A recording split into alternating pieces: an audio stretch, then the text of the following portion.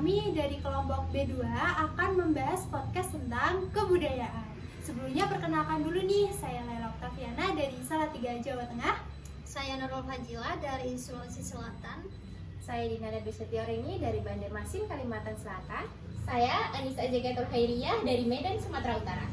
Oke, baik. Jadi di sini nanti untuk tema podcastnya tentang kebudayaan ya. Oke, langsung aja kita bahas. Yang pertama itu mengenai destinasi wisata tentunya. Oke, kalau dari Kak Sila nih dari Sulawesi ya. Iya. Oke, untuk destinasi wisatanya seperti apa?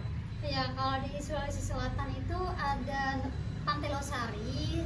Nah, Pantai Losari ini dikunjungi banyak wisatawan dari luar. Oke. Nah, terus di dekat Pantai Losari itu ada Masjid Kuba 99. Itu masjid tapi dijadiin tempat wisata karena masjidnya cantik. Oh, gitu. Udah kan? Iya. Kalau dari Kak Dinanda nih di Kalimantan itu ada apa yang terkenal? Kalau di Kalimantan tuh kan terkenalnya dengan 1000 sungai ya Kak. Jadi wisatanya itu ada pasar terapung. Nah itu tuh sistemnya kita belanja kayak pasar biasa, tapi kita tuh di atas sampan belanjanya. Terus kalau dulu itu dia sistemnya barter Kak, tukar barang gitu. Tapi kalau sekarang itu kan udah modern, jadi dia udah pakai uang. Terus Iya. Oke. Kalau dari Kak Anissa nih di Medan itu yang terkenal apa Kak? mungkin dengan saya memperkenalkan destinasi yang ada di Medan, itu yang paling terkenal adalah Danau Toba. Nah mungkin teman-teman yang lain juga udah nggak asing dengan Danau Toba. Danau Toba itu adalah danau yang paling luas se-Indonesia, ya kan Kak? Nah terus wisatawan yang datang itu tidak hanya dari wisatawan lokal, tapi dari luar daerah Indonesia juga banyak wisatawan yang kesana untuk melihat destinasi Danau Toba itu. Selanjutnya untuk daerah di Jawa sendiri destinasinya apa saja ya Kak? Oh, kalau sebenarnya di Jawa itu kan daerahnya kayak disebut Ring of Fire ya Kak ya, dikelilingi oleh gunung-gunung berapi gitu. Otomatis untuk destinasi wisatanya di Jawa itu banyak gunung-gunung gitu, seperti kayak gunung berapi, gunung Bromo, gunung Merbabu gitu. Terus juga ada gunung Telomoyo, gunung Andong gitu. Terus yang terkenal di Wonosobo itu juga ada Dieng ya Kak ya. Oh, iya, Ya, iya. terus juga yang di Jawa Timur juga ada yang terkenal itu daerah Bromo ya. Oke, gitu kalau daerah Jawa. Oke, kita nih habis ngomongin soal jalan-jalan ya tadi ya. Pasti capek dong kalau nggak makan ya kan ya. Iya. Oh iya, ngomong-ngomong soal makanan, tentang makanan khas di daerah. Mungkin dari Kak Anissa dulu ya. Kak, daerah Kak Anissa itu yang khas itu makanan apa? Makanan khasnya itu ada mie goma. Kemudian untuk makanan yang ringan seperti itu ada bika Ambon. Nah bika Ambon ini bukan berasal dari Ambon tapi berasal dari Medan seperti itu. Mungkin kalau dari Kalimantan nih Kak Dinanda ada apa aja nih makanan di sana?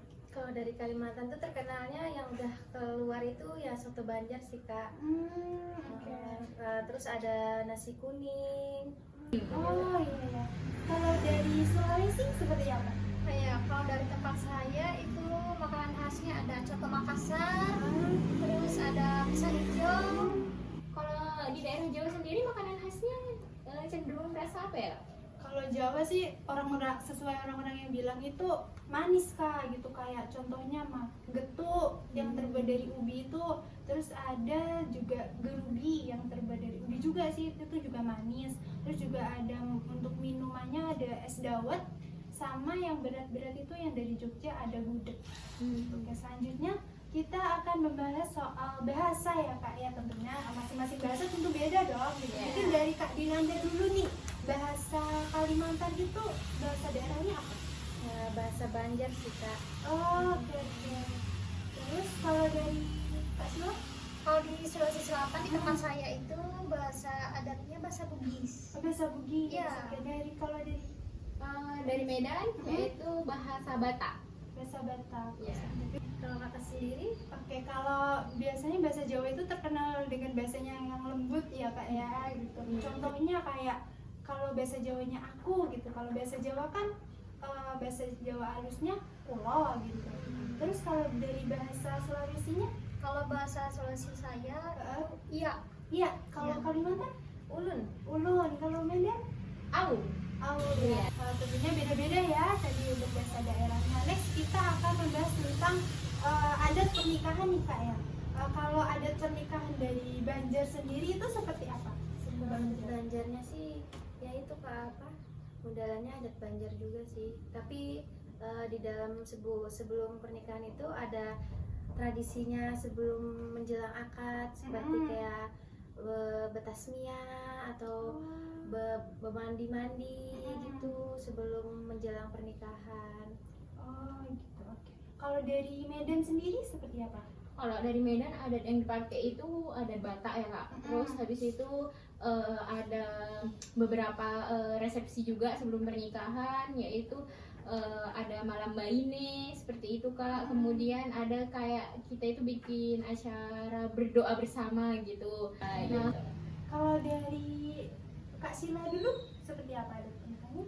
Ya, kalau di Sulawesi itu ada pernikahannya, sebelum pernikahan ada yang namanya mapetu ada.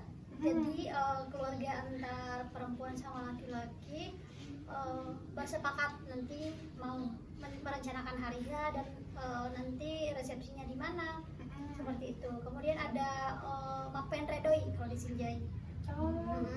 Itu mengantarkan uang ke mempelai wanita. Jadi ada yang namanya uang panai. Nah, uang panai ini nanti kesepakatan antar dua keluarga, nanti mampunya di berapa, kemudian diantarkan di rumah keluarga perempuan. Jadi semua peralatan-peralatan dari sebelum pernikahan sampai setelah pernikahan itu ditanggung sama keluarga cowok. Dan kalau kakak sendiri nih, gimana sih adat pernikahan di Jawa? Oke, untuk adat pernikahan di Jawa itu biasanya ada kita sasaran dulu ya, jadi si cowoknya ngasih barang ke ceweknya berupa sasaran itu, terus diikuti dengan midodareni, malam midodareni, dan ada siraman juga baru hijab kabul. Terus next kita akan membahas mengenai rumah adat dulu ya Kak. Kalau rumah adat di Sulawesi itu namanya apa? Rumah adat di Sulawesi itu Ya. rumah panggung kak. Rumah Jadi panggung? rumah yang terbuat dari kayu. Oh, oke. Kalau di Kalimantan? Kalau Kalimantan itu terkenalnya dengan rumah adat Banjar hubungan tinggi Kak. Oke. Kalau dari Kak Anissa nih, rumah adatnya seperti apa? rumah adat di Medan itu namanya yaitu rumah bolon. Rumah bolon itu artinya rumah yang besar karena orang Batak itu terkenal dengan keluarga yang banyak, jadi mereka juga membuat rumah yang besar-besar Kak untuk perkumpulan keluarga-keluarga besar gitu ya. Kalau kakak sendiri ciri khas rumahnya gimana? Kalau di Jawa itu rumah adatnya namanya rumah joglo ya Kak. Ya seperti ini rumah joglo. Oh iya. Oke. Gini ya. Gitu. Baik, selanjutnya kita akan membahas tentang lagu daerah ya.